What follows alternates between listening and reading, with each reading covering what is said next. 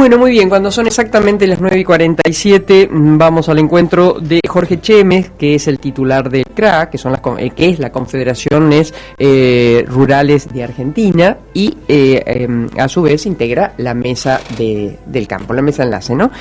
Jorge, buen día, gracias por atendernos. ¿Qué tal, María Herminia? Buen día. No, al contrario, gracias a ustedes que nos llaman. Bueno, lo llamamos porque el presidente ha hecho una estimación, como que habría en los silos bolsas aproximadamente 20.000 millones de dólares que el campo no liquida. ¿Es así? Bueno, si existe eso, la realidad es que no está en manos de los productores. ¿Cómo sería?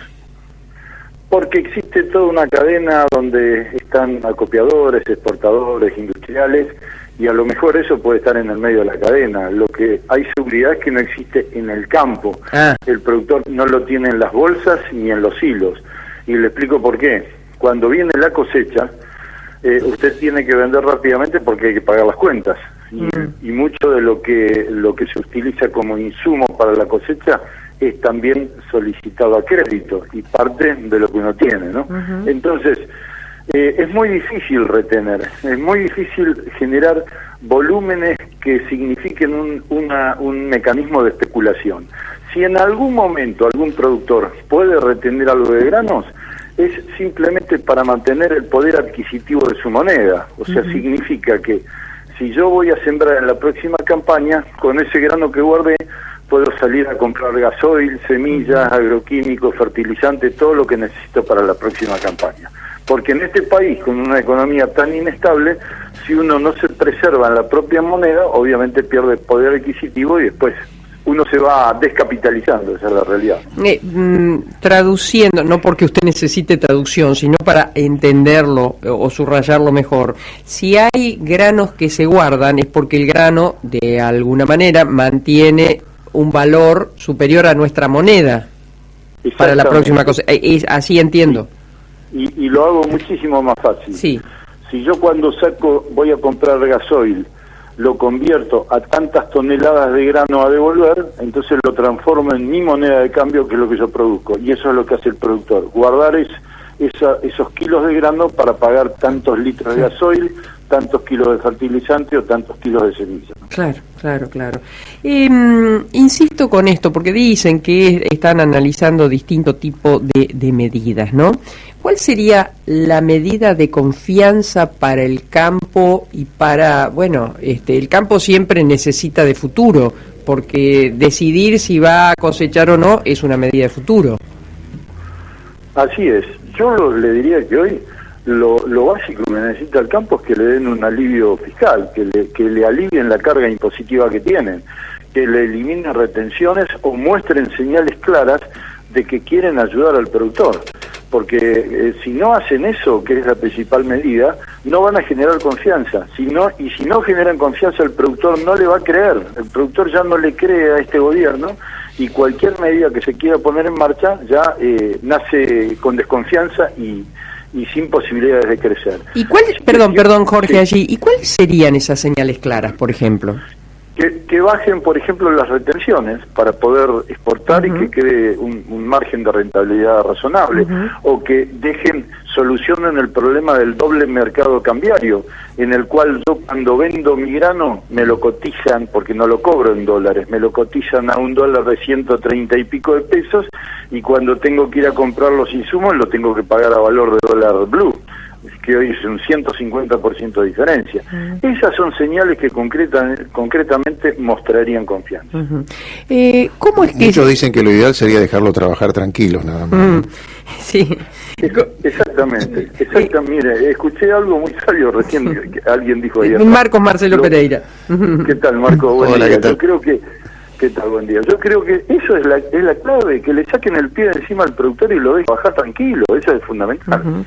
¿Cómo se llega de esos $130 y pico a los 57 o 75 que finalmente le queda al campo? En realidad al campo hoy le queda $1 al día de hoy, con los valores de hoy entre 87 y 91 pesos. 90 pesos, sí. Porque cuidado que no cobramos billete de dólar, como dicen algunos, Nos pagan en pesos. ¿Y eso cómo se llega? Porque se toma el valor del dólar oficial, que es de 130 y pico, y a eso hay que descontarle las retenciones y toda la carga impositiva. ¿Cuánto termina quedando en el bolsillo del productor? Entre 87 y 91 pesos. Yo sé que, y es lógico que así ocurra, que hay conversaciones informales, ¿no?, entre algunos actores del gobierno, creo que principalmente el ministro, su gente. ¿Hay alguna reunión formal? No, la verdad es que no hemos tenido ningún contacto este último tiempo. Por supuesto que existen contactos telefónicos, claro, charlamos.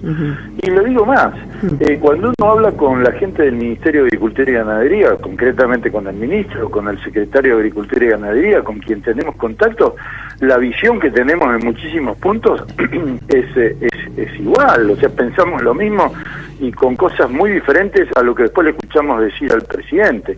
Con lo cual vemos que ahí adentro de esa cadena, digamos, de gabinetes, existe una desconexión con la cual el presidente termina diciendo las barbaridades que dice, ¿no? Entonces, bueno, esa es la realidad que vivimos hoy.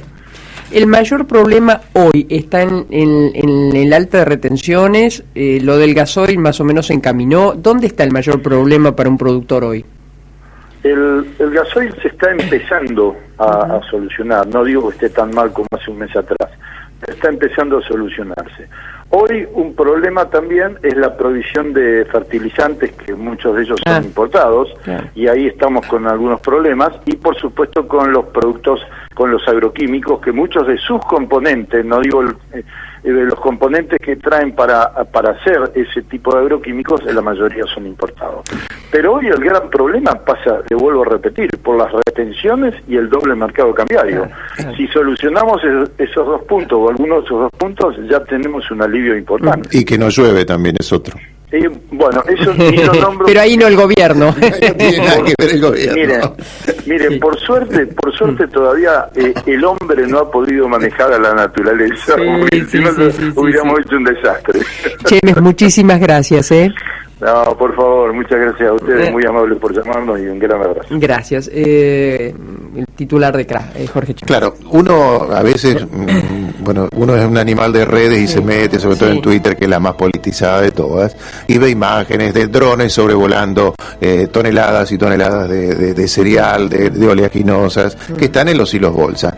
Y muchos, o la gran mayoría de esa cantidad, cuando hay tanta cantidad de silo bolsa, porque a veces un productor tiene uno, dos, cuando hay tanto, es porque son empresas en realidad. O sea, que lo están acopiando. O sea, antes había silo, los hay todavía, el silo de metal, que es una cosa redonda, alta, bueno, y ahí está el cereal o la oleaginosa, y ahora está copiado allí, porque después va a ser molido, se va a transformar en aceite, en lo que sea. Bueno, y está toda esa batalla cultural, entre comillas, vía las redes, que no hacen bien y que en cualquier momento podemos ver algo que no nos guste, ¿no? Que ojalá nos guste. Sí, porque también en eso hay, a ver, yo insisto con esto, Marcos, hay dos Argentinas, habrá muchísimas más, pero hay una Argentina del AMBA a la cual los políticos en general, propios y extraños, me refiero, nacidos en Capital Federal o fuera de ella, no sé, les produce un magnetismo tal, se obnubilan de tal manera que pierden el resto. Pierden el resto. Sí, pero mira, si vos harías una lista, te darías cuenta que siempre están casi los mismos. Los apellidos de quienes están dando vuelta se iteran. Pero bueno, pero hay una Argentina que necesita que la dejen ser, que es la Argentina del interior. Bueno,